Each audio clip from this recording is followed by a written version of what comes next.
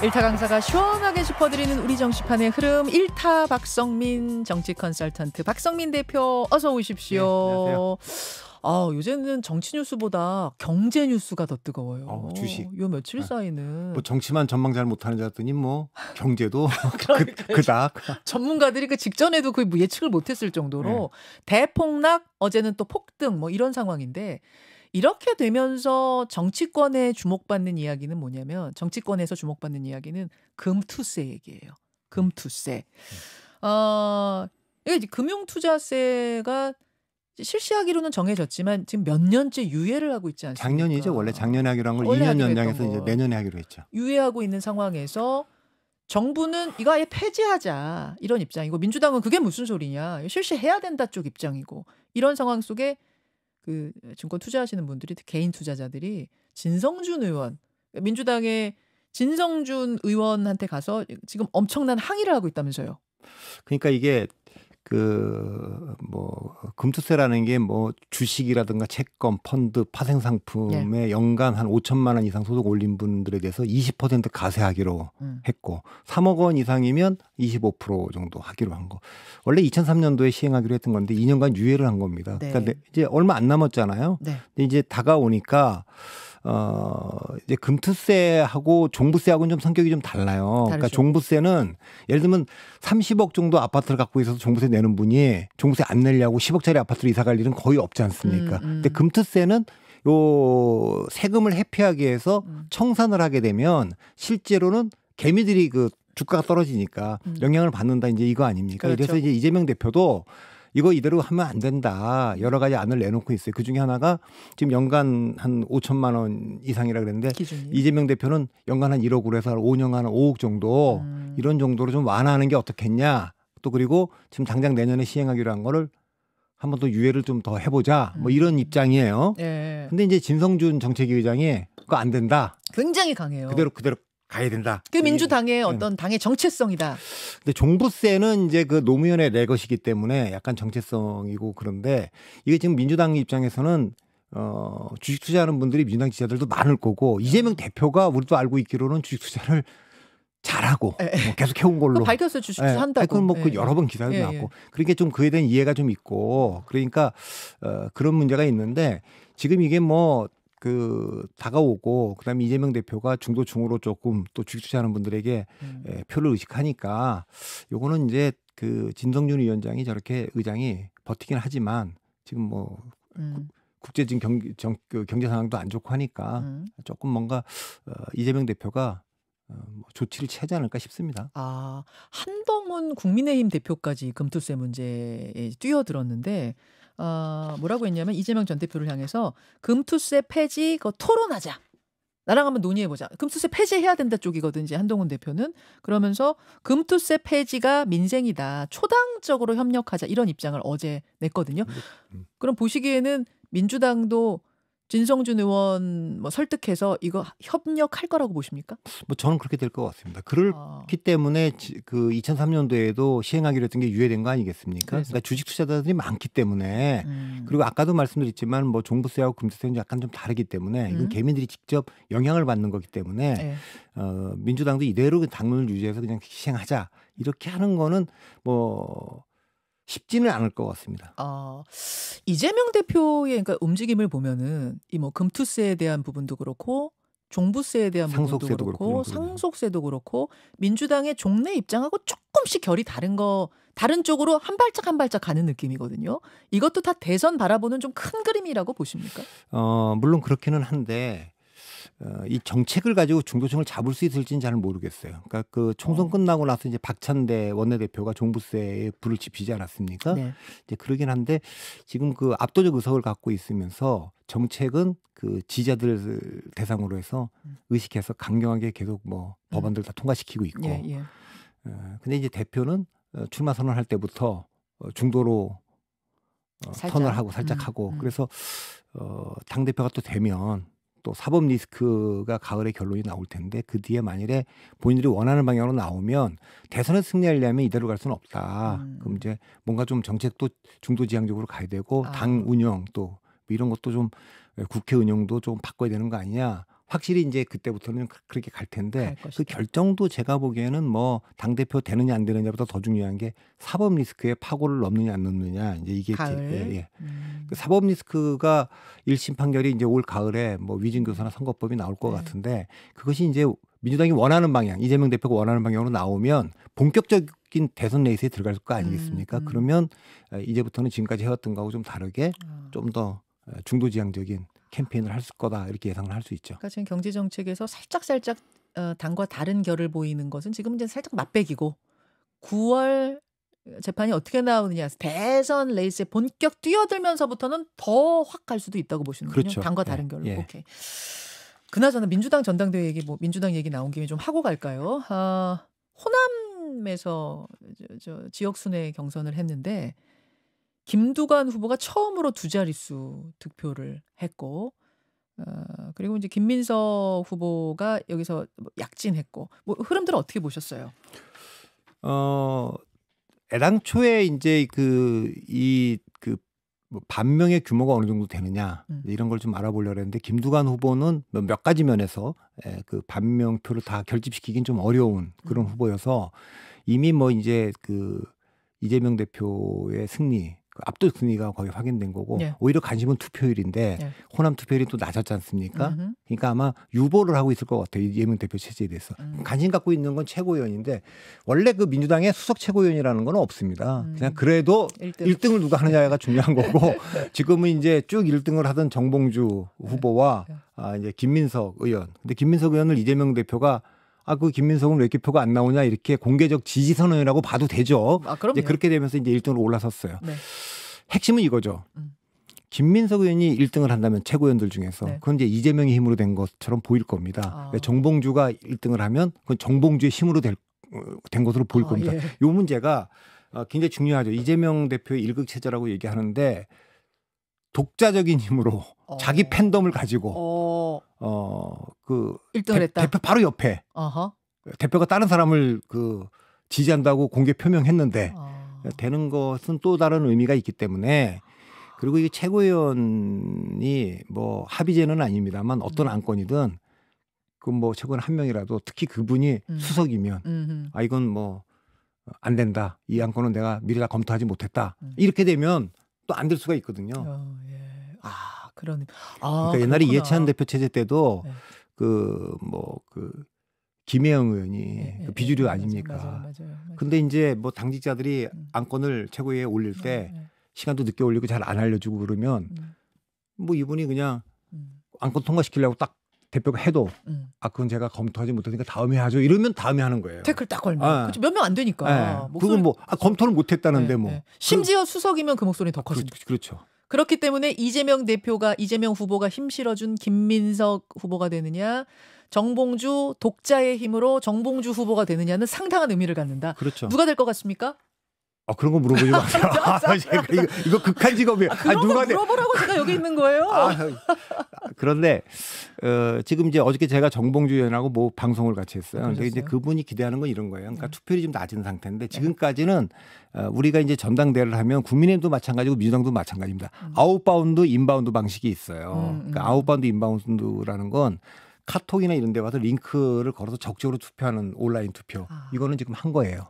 근데 반명들이 더 많을 것으로 예상하는 정봉주 의원도 그렇게 정봉주 후보도 그렇게 예상하는데 조금 그 소극적 투표사를 가진 분들은 ARS가 전화가 오면 거기에 이제 응답하거든요. 내가 링크 타고 눌러서 들어가진 않는데 오는 전화에 답은 한다. 아웃바운드 방식이라고 그러죠. 그러니까 여기서는 사실은 지금 숨은 표심이 좀 있다. 이제 그 기대를 하고 있는 거죠. 그러니까 투표율이 낮지만 전체적으로 지금 드러나고 있는 정도의 친명 대 반명의 구도는 아니다. 이 민주당 내가 그런 거가 있기 때문에 좀 더 봐야 될 것 같고 최고위원 5명 뽑는 건데 거기도 아주 치열해요. 그러니까 그 전에 사실 호남 경선 들어가기 전까지만 해도 뭐 한준호, 민영배 이분들은 좀 뒤에 있었는데 이제 그냥 거기서 그냥 대거 지금 득표를 하면서 지금 올라와 있고 그러나 이제 마지막 최고위원은 이제 그 민영배 의원하고 이제 김병주 의원의 그 다툼 그것도 이제 끝까지 봐야 될 거기 때문에 그러나 이 전당대회 최고 관심사는 누가 지금 수석 최고위원 되느냐. 그러니까 그렇게 됐어요. 당대표 바로 옆자리에 앉아서 매일 최고위원을 할 때 거기가 됐어요. 관전 포인트가 거기가 됐어요. 왜냐하면 이 당이 그 다양성이 있는 정당이고 그런 것들을 대표 선거에서 좀 보여줘야 되는데 대표 경선은 이미 이제 그걸 보여주기에는 실패했고 유일하게 관심 뜨거운 데가 이제 그 김민석이냐 정봉주냐 이렇게 됐기 때문에 이건 끝까지 관심을 알겠습니다. 끌 것 같습니다. 그 말씀하고 계시는 순간에 속보가 하나 들어왔는데 속보예요? 또 속보입니까? 하여튼 우리가 뭐 일타만 시작하면 속보야. 속보는 아니래요. 속보는 아니고 이게 뭐 동아일보 단독이에요. 이재명 1기 지도부가 이재명 2기 지도부가 이제 탄생하게 되면 거기에 자문위원으로 어떤 역할을 하려는 거를 지금 추진하고 있다. 속보는 아니고 이거는 어떤 의미인가요? 이게 만약 성사가 된다면? 저는 뭐 심지어 당원을 개정한대요, 이렇게. 그런 뭐 처음 듣는 얘기라 그러니까 1기 지도부에 있던 최고위원들이나 이분들이 자문위원이라는 직책을 만들어서 그 역할을 한다. 그 역할을 계속한다. 자문위원이라는 거 글쎄요. 자문위원이라는 게 이제 바깥에 자문만 하는 건지 아니면 뭐 그건 어떻게 하겠다는 건지 잘 모르겠습니다. 그럼 이제 정청래 최고위원 같은 분도 자문위원으로 계속 활동한다 이런 뜻 아닙니까? 그렇게 된다는 얘기네요. 이거를 오는 10일 8월 12일 중앙위원회 인준 거쳐서 18일 날 전당대회 할 때 최종 의결할 예정이라고 합니다. 요것도 뭐 하나 또 뭔가 좀 이렇게 불씨가 되겠는데 논란의 불씨가 될 수 있을 것 같아요. 자, 알겠습니다. 민주당 전당대회 관전 포인트를 짚어봤고 국민의힘으로 넘어가겠습니다. 국민의힘은 새 지도부 인선이 거의 마무리가 됐어요. 김상훈 정책위 의장, 그리고 지명직 최고위원회는 김종혁 전 조직부총장, 그리고 신지호 전 의원이 이번에 이제 새로 조직부총장이 된 거죠. 전략기획부총장. 전략기획부총장이 된 거죠. 조직부총장에는 정성국 의원이 됐나요? 네. 이렇게. 그리고 조총회장 출신 부산에. 맞아요. 대변인은 한지아 곽규택 의원 두 사람. 이 흐름은 이 배치는 어떻게 보세요? 뭐 새로운 건 없죠. 다 캠프에 있던 분들이고 처음부터 다 도와줬던 분들로 예상됐고 뭐 부산 분들이 많죠 지금. 거기 뭐 정성국, 뭐 곽규택 이런 분들 다 그 지역구고 뭐 신지호 전 의원도 그렇고 다 캠프에 초기부터 참여한 것으로 알려져 있기 때문에 지금까지 드러난 인선에는 뭐 특별한 뭐 주목할 만한 건 없습니다. 그러니까 김종혁 전 조직부총장이 그 지명직 최고위원으로 들어왔고. 그렇죠. 앞으로 좀 남아 있는 게 여의도 연구원장. 이분은 아마 홍영림 원장은 한동훈 비대위원장이 임명한 것으로 알려져 있기 때문에 계속 갈지 교체할지 그런 이제 하이당자들이 좀 있는데 이번에 뭐 당직 인선의 핵심은 역시 정책의장 아니었겠습니까? 그렇죠. 그분은 뭐 인품이나 능력과 무관하게 제가 지난번에 이 방송에서 말씀드렸지만. 화합과 통합의 상징이 되는 바람에 화합과 통합보다는 변화의 그 메시지를 줘야 되는 입장에서 교체가 불가피했을 것으로 보이고 김상훈 의원이 4선 아닙니까? 네. 그러니까 뭐 삼성 원내대표의 4선 정책위 의장도 좀 잘 안 맞는 겁니다. 이례적인 거고 이례적이에요. 굉장히 겸손하게 그분이 받아들였기 그러니까 의총에서 추인된 거고 뭐 이렇게 된 거기 때문에 그분이 뭐 아주 그냥 대놓고 한동훈 위원장 편이다 이렇게 보기도 좀 어렵습니다. 지금 5대 4냐 4대 5냐 자꾸 말들이 많은데 이제 그거는 뭐 어차피 거기서 표결할 일은 아니니까. 그럼 일부러 그렇게 좀 뭐랄까요? 어느 한쪽 계파에 딱 속하지 않는 어떻게 보면 잘 모르겠는 분을 한 거라고 보세요? 저는 뭐 그건 중요하지 않다고 봅니다. 정점식 의장을 교체하느냐 안 하느냐가 굉장히 중요했고 그거의 메시지는 그동안 친윤들 중심으로는 갈 수 없다. 이런 메시지를 전달을 해야 되기 때문에 그렇게 했고 그렇게 하기로 결정한 상황에서는 가장 부담이 없는 저항이 없는 그런 식으로 해야 되기 때문에 가장 무난한 분을 인선했을 거라고 보지 한동훈 위원장의 입장을 뭐 지지하거나 모든 걸 항상 뻔뻔히 뭐 편드는 그분을 선임했다고 보이지는 않고요. 교체 자체가 방점이었다. 저는 그렇게 말씀이고 봅니다. 그래서 이제 의총을 좀 무난히 통과할 수 있는 무난한 사람으로 택한 것 아니겠습니까? 무난이라는 표현이 긍정적인 말인지 부정적인 말인지 모르지만 두루두루 원만한. 여기서는 긍정이죠. 그러니까. 알겠습니다. 그렇게 저는 긍정적인 표현으로 쓰고 있습니다. 정책위 의장은 선출이 됐고 저는 그 부분을 좀 주목하고 있는데요. 이제 지역의 당협위원장들을 한동훈 대표가 쫙 바꿀 것인가? 요거 어떻게 보세요? 요 부분 좀 주목해야 되는 지점들 아니에요? 그거는 이제 뭐 지방선거 앞두고 늘 이게 이제 마찰을 빚는 거 아닙니까? 당협위원장 교체 맞습니다. 이런 것들이. 그러니까 그거는 뭐 이 당을 한동훈 당으로 이제 바꾸려고 하면 그리고 본인이 대선 경선 나가려 그러면 지금 현재는 내년 9월달에 그만둬야 될 거 아닙니까? 그 안에 뭔가 조치를 취할 수 있죠. 그리고 그것 때문에 그런 것들 때문에 당권 대권 1년 6개월 전 그 분리 조항을 둔 거죠. 당 대표가 기득권을 가지고 자기 대선 경선에 유리하게 판을 짤 것. 그렇죠. 쫙 당무감사해가지고 당협위원장들 교체해가지고 자기 사람을 쫙 심는 거. 이게 사실은 당 장악의 루트잖아요. 옛날엔 당 총재 때는 다 그렇게 했어요. 그렇게 했는데 박근혜 대표 시절에 2005년 11월달 그걸 받아들인 거죠. 1년 6개월 전에 이걸 분리시킨다. 왜?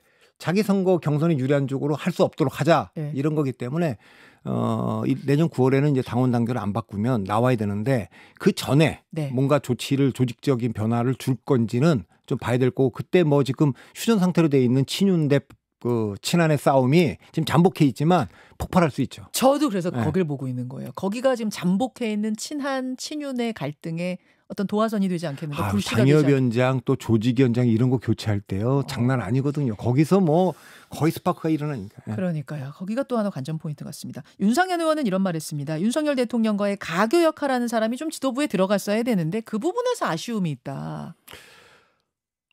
그거 지금 가교 역할 이준석 대표도 그것 때문에 윤석열 대통령 잘 모르고 두 분이 잘 모르니까 저랑 이름이 같습니다만 박성민 의원이라고 울산에 그분 비서실장 썼잖아요. 친윤 박성민 비서실장 그렇죠. 예, 그렇게 썼는데 실제로 뭐 그 중간에 그만뒀고 어떻게 보면 이준석 대표의 입장을 대통령한테 전달한다기보다는 뭐 대통령의 입장을 이준석 대표한테 더 많이 전달했다 그런 뭐 의심을 피해 의식을 좀 갖고 있지 않았겠습니까? 이준석 대표도. 그러니까 사실 뭐 지금 대통령과의 관계는 직접 만나서 풀 얘기지 가교 역할을 할 사람들이 있다고 해서 더 소통이 잘 되거나 이런 게 아니고 차치하면 오해를 더 불러일으킬 수도 있기 때문에 그건 대통령 이번에도 뭐 정진석 실장이 배석하긴 했습니다만 직접 만났잖아요. 그러니까 그렇게 하는 방식으로 풀지 않을까 싶습니다. 그렇게 보시는군요. 직접 하는 걸로.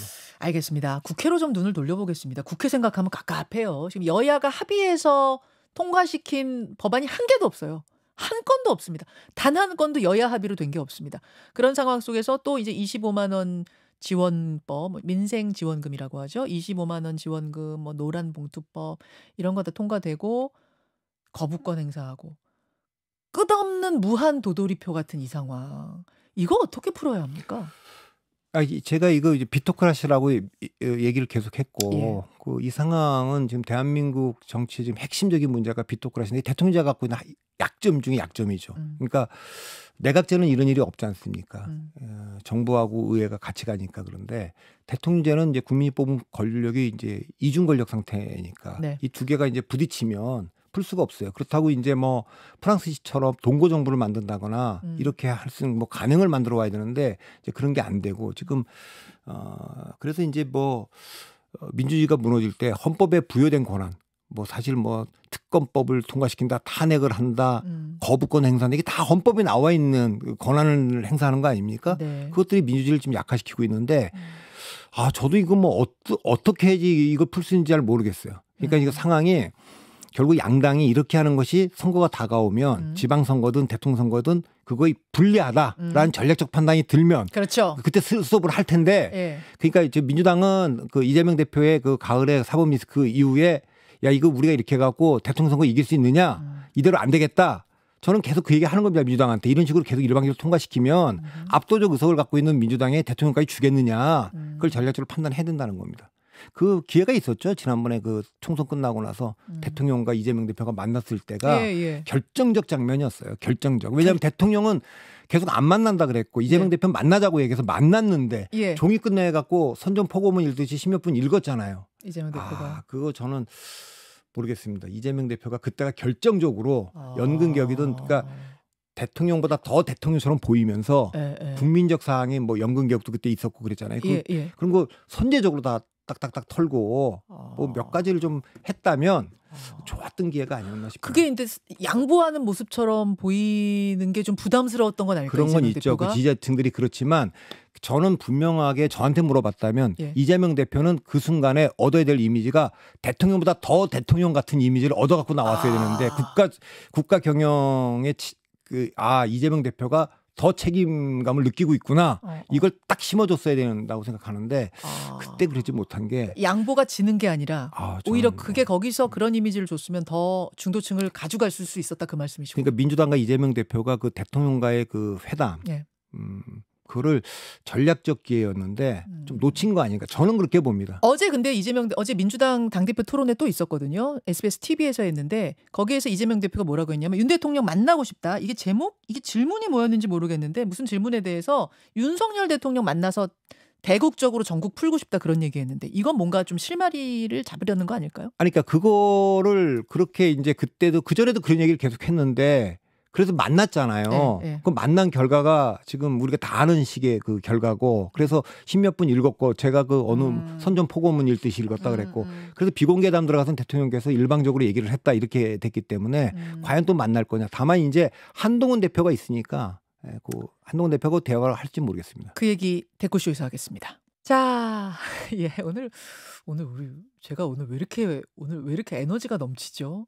막 시간이 다 3초, 5초 이렇게 남길 때까지 빡빡하게 지금 채워서 쓰고 있는데 오늘도 아슬아슬하게 끝냈습니다. 본방송 여기서 마치고요. 우리 박선민 대표하고는 조금 더 못다한 이야기를 나누고 싶어서 제가 잡았는데 일단 잡혀주셔서 고맙습니다. 시간 많습니다.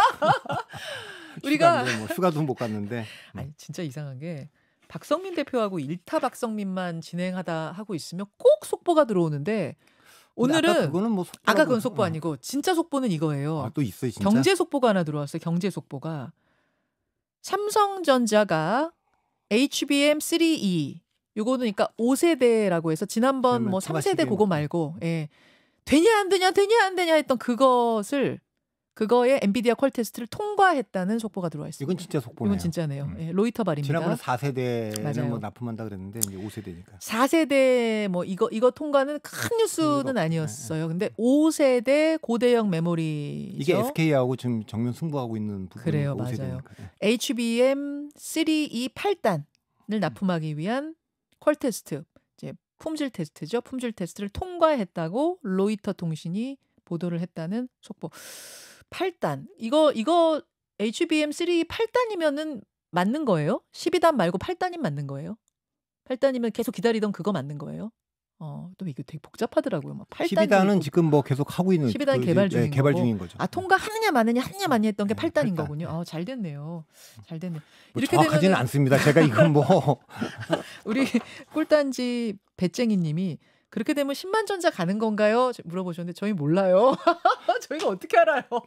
10만 전자 가는지 12만 전자 가는지. 아니 저도 우리 정치도 잘 모르지만 경제도 이제 이번에 일본이 금리 인상했지 않습니까? 예.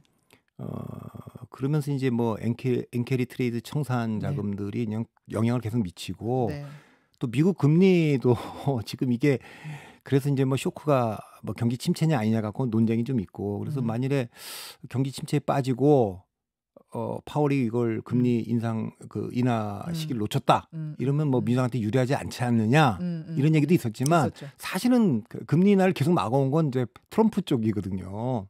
아 그래요? 트럼프는 하지 말라 그런 거죠. 금리 인하를. 왜냐하면 금리 인하 그러니까 그 승기를 잡은 입장에서 경기 침체를 벗어나는 그런 조치를 하지 마라 이런 그치, 거기 때문에 그렇지. 이 책임은 분산될 것 같고요. 그러니까 뭐 아까 그 10만 전자 얘기하신 분은 배짱이님 저희 몰라요. 저희는 모르고 저희 오늘 짧게 할 거고 뒤에 원래 목요일 날 경제 댓글쇼를 진행해요. 박정호 교수님이. 박정호 교수님 명쾌하잖아요. 명쾌하시죠. 전문가 쉽게 설명해 주시는데 지금 경제 상황이 너무 이상하고 증시가 너무 이상해서 오늘로 땡겼어요. 오늘 들어오세요? 오늘 긴급 경쿨쇼가 있어서 대표님하고 저는 빨리 끝내고 그왜 금투세 같은 거 그분한테 물어보면 저한테 물어봐요 뭘? 아니 도대체 아니 그 금투세 하냐 마냐는 정치 문제야. 지금 얘기 듣는 거예요. 아무도 얘기 안 해주시네. 그래서 우리 빨리 끝내고 빨리 경쿨쇼로 넘겨서 거기서 뭐 엔비디아니 뭐 이런 거는 거기서 들으시면 돼요, 여러분. 제가 조금만 하고 보내드릴게요. 박선 대표님 하던 얘기는 우리가 마저 해야죠. 그래서 이재명 대표가 어제 TV 토론회에서 가장 만나고 싶은 사람이 누구냐라는 질문에 대해서 윤석열 대통령 만나서 좀 지금 이 순간 가장 만나고 싶은 사람이 누구냐라는 질문에 전에도 잠깐 뵙긴 했지만 절박한 과제가 있어서 꼭 만나고 싶다 하면서 지금 이제 이 전국 막힌 전국 풀어보고 싶다라는 메시지를 냈거든요. 또 한 번의 만남이 있을 수 있겠습니까? 그런 면담 단독 면담은 없을 것 같습니다. 그래요? 예. 왜요?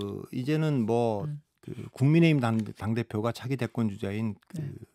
한동훈 위원장이고 네. 보수에서 1위입니다. 1위. 그렇기 네. 때문에 그전에는 뭐 위상 문제도 얘기도 하고 막 그랬을 테지만 뭐 김기현 대표 때나 이럴 때는 지금 그런 건 아니기 때문에 대통령이 여야 대표를 같이 만나는 그래서 한동훈 그 대표와 이재명 대표를 만나는 그 방식은 저는 하는 게 좋겠어요. 3자 회동이 있을 수 있다고 보세요? 그래서 쟁점 법안들이나 이런 것들을 그러니까 뭐 3자 회담이 되든지 거기에 이제 원내대표들까지 같이 가든지 뭐 그렇게는 할 수 있다고 좀 보거든요. 대통령이 이제 초청하는 거죠. 그래서 그때 뭐 우리가 지금 다뤄놨던 그 연금 개혁안들, 뭐 구조 개혁까지 같이 하자. 이제 그런 것까지 포함해 갖고 지금 뭐 현안들이 한두 가지가 아니에요. 한두 가지가 아니에요. 그러니까 원래 지난 국회에서 통과시켰어야 되는 것들이 굉장히 많아요. 아주 좀 시간에 쫓기는 것들이 이제 그런 것들을 같이 할 수 있죠. 그러니까 지금 이야기의 시작은 뭐였냐면 도대체 이 꽉 막힌 전국을 풀 수 있는 방법이 뭡니까? 제가 그 질문 드린 거거든요. 야당은 야당의 힘으로 법안 단독 통과시키고 그럼 대통령은 뭐 기다렸다는 듯이 거부권 또 행사하고 그러면 또 재발의하고 거부권 재발 이걸 풀긴 풀어야 될 텐데 그게 뭐냐라는 것에 대해서 답변이 일단 만나서 일단은 그걸 뭐라 그러죠? 탑다운 방식으로 푸는 것 그걸 제안하셨는데 그거는 이제 좀 다른 거죠. 뭐가 다른 거냐면 그전에는 거부권 행사하는 주체는 누굽니까? 대통령 아닙니까? 네. 일방적으로 국회 통과시키는 주체는 누굽니까? 민주당 이재명 대표 아닙니까? 네. 그럼 여기 누가 빠져 있습니까? 국민의힘이 빠져 있는 거 아닙니까? 그렇죠. 근데 국민의힘의 한동훈 대표는 자기 대권적으로 몸집이 커졌으니까 오히려 한동훈 대표가 제안할 수 있죠. 이재명 대표 대통령께 말씀드려서 뭐 지난번에 뭐 회동할 때 그런 부탁을 했는지도 잘 모르겠어요. 대통령께서 같이 모입시다. 불러달라 이렇게 얘기했을지는 모르기 때문에 야 이거 한동훈이 들어오더니 뭐가 풀리네. 야, 근데 이해는 돼요. 대표님 말씀 이제 3자 회동에서 뭔가 그렇게 매듭 풀어야 된다. 머리론 이해가 되는데 정말 그런 일이 벌어질까 하면 그 장면이 잘 안 그려져요. 왜냐하면 그냥 제 생각입니다. 대통령이 한동훈 대표도 그렇게 지금 맞득해하는 것 같지 않고 본인이 3년 남은 상황에서 한동훈 대표를 키워줄까? 이거 잘 모르겠고 이재명 대표야 당연히 지금 뭐 좋아할 리 없고 이런 상황에서 양쪽의 그 두 대표를 불러서 힘을 분산시킨다? 매듭 막 푼다? 머리로는 이해가 되는데 장면으로는 잘 그려지지 않는 거는 왜일까요? 그러니까 대통령이 그렇게 하면 네. 총선도 지고 근데 총선 이겼으면 모르겠는데 지금 대통령은 아무 레거시도 만들 수가 없는 상황이잖아요. 그러니까 야당은 그렇다 치더라도 여당의 도움도 받을 수 없는 상황이기 때문에 오히려 이걸 역으로 이용하는 게 저는 맞다고 봐요. 대통령이. 오히려 다 교착에 빠져 있는데 여야 대표를 불러서 원내대표까지 뭐 필요하면 정책위장까지 다 불러서 이거 이대로 갈 수가 없으니까 다 바꾸자, 빅딜을 하자. 그게 뭐 지난번에 뭐 그 임기 단축하고 개헌을 맞바꾸자라는 얘기도 야권 중심에서 나오고 막 이랬는데 그 임기 단축 하지 않더라도 대통령이 아니고서 지금 여야 간에 직접 대화를 뭘 풀어낼 수 있겠어요? 그렇기 때문에 어쨌든 대통령은 거부권이라는 게 있으니까 그런 걸 하고 한동훈 대표는 실제로는 여야 대표가 합의하면 대통령이 거부권 행사하고 제2요구를 해도 200석 이상 통과시킬 수 있잖아요. 그렇게 할 수는 없는 거 아닙니까? 왜? 아니 여당 대표가 여당이 대통령의 의사에 반해갖고 대통령을 빼놓고 할 수는 없는 거니까 그런 면에서 보면 대통령의 주도권을 좀 인정하면서 한동훈 대표도 무력했던 여당이 아니라 완전히 그 중심 중에 하나, 주체 중에 하나로 들어가고 야당도 이제 그동안에 모든 걸 해봤지만 힘으로 밀어붙여봤지만 얻는 게 별로 없잖아요. 그치. 대통령이 뭐 하고 싶은 걸 못하게 하는 거는 있지만 본인들이 원하는 걸 얻지 못하니까 그 빅딜을 통해서 뭔가 좀 얻어내야 그다음에 이게 수권 정당이구나. 아 이분한테 대통령 맡겨도 되겠구나. 그런 걸 심어줄 수 있지 않겠어요? 다 각자 조금씩 얻는 게 있네요, 진짜. 그러면 그러니까. 오늘 앉아서 하면 저는 그래도 있네. 지난번에 1차 이동이 너무 아쉽게 끝났다는 겁니다. 왜 그 전략 없이 그렇게 들어갔을까? 알겠습니다. 예, 오늘 한 가지만 더 짚을게요. 이제 넘겨드려야 되는데 넘길 겁니다. 이제 경제대꾸쇼 경꿀쇼로 넘기기 전에 경제랑도 연결된 얘기이면서 정치 얘기 하나만 짚을게요. 대통령이 지금 휴가 중입니다. 윤석열 대통령 이번 주 휴가입니다. 휴가여서 정치 뉴스가 좀 덜한 것도 있어요. 솔직히 휴가 중인데 첫날인 월요일에 증시 대폭락 사태가 발생하지 않았습니까? 그런데 저는 조금 아쉬운 게 그 휴가를 보내고 있는 곳에서의 여유로운 사진 한 장이 나왔어요. 한번 보여주시겠어요? 통영의 시장에서 그래서 이게 뭐 휴가를 갈 거를 멈출 정도는 그때 아니라고 판단했다 치죠. 뭐 경제 관료들도 있고 경제부총리도 있고 하니까 그렇더라도 휴가지에서 이렇게 시장에서 뭐 이렇게 뭐 먹고 뭐 이런 거를 굳이 내보냈어야 되는가?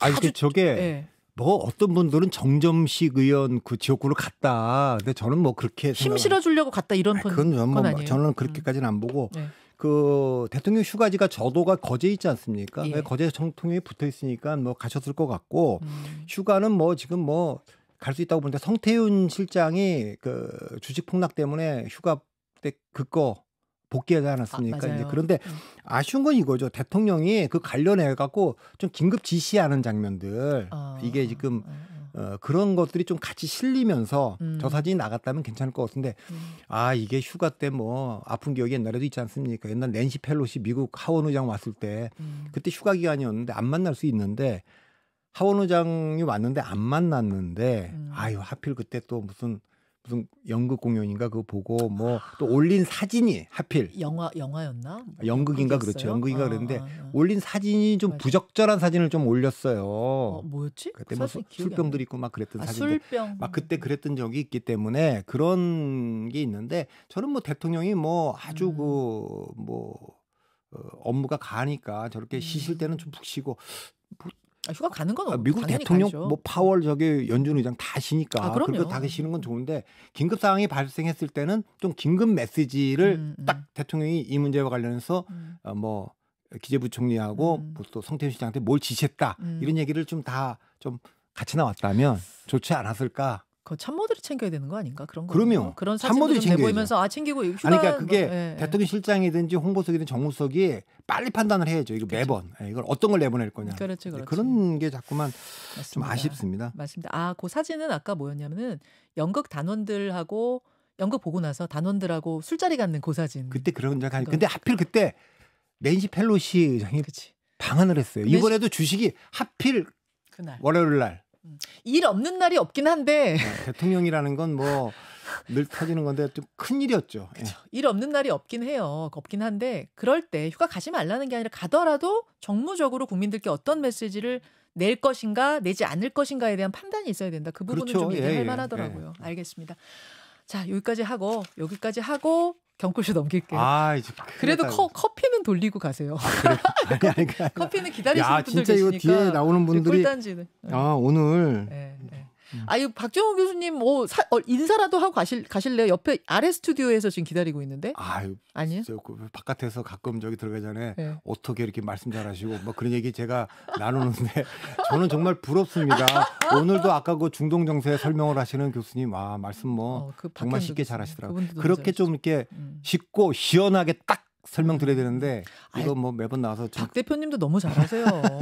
이 말이 나올 때까지 기다리신 거 아니에요 지금? 그렇죠. 이 극한 직업입니다. 최고위원 누가 됩니까? 1등이 누굽니까? 이거 뭐 물어보면 바로 다음 날 나오는 거 딱 답 써놓고 가야 되잖아요. 제가 잘못했습니다. 어려운 질문만 하는 저. 자, 커피 고르시는 동안 제가 먼저 드릴게요. 그러면은. 어떤 꿀단지께 좀 드릴까? 이분 드려야겠다. 로비나 맘님이 핑크색이 너무 잘 어울리세요. 일단 박성민님 그러셨는데 남자는 핑크죠. 여러분 진짜 모르세요? 남성분들이 핑크 입으시면 되게 매력적이에요. 그러니까 왜 핑크는 여성색 막 이런 우리 고정관념이 있잖아. 근데 핑크가 의외로 남성들한테 굉장히 잘 어울리고 굉장히 매력적이라는 거. 예, 고맙습니다. 로비나맘님. 박 대표님 고르셨어요? 아니 못 골랐어요. 아 이분들 이렇게 어려워하셔요. 그러니까 이게 진짜 못하겠다. 탁 찍으세요. 탁탁.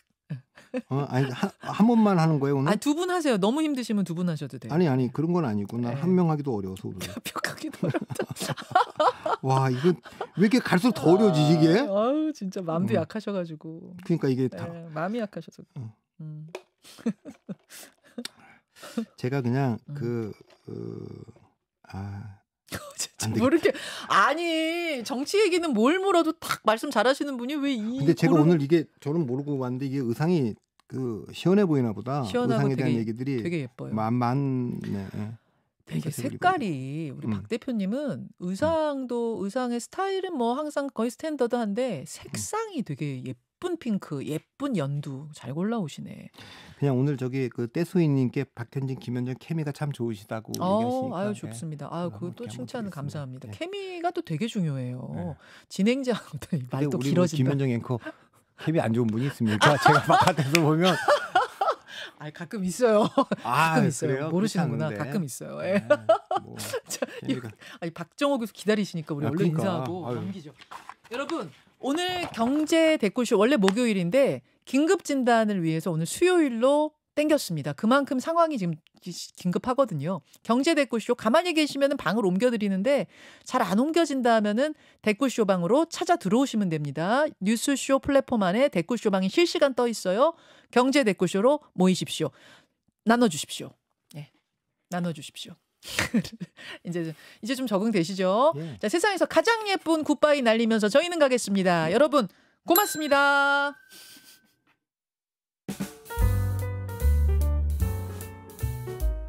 김현정의 뉴스쇼는 시청자 여러분의 참여를 기다립니다. 구독과 좋아요, 댓글 잊지 않으셨죠?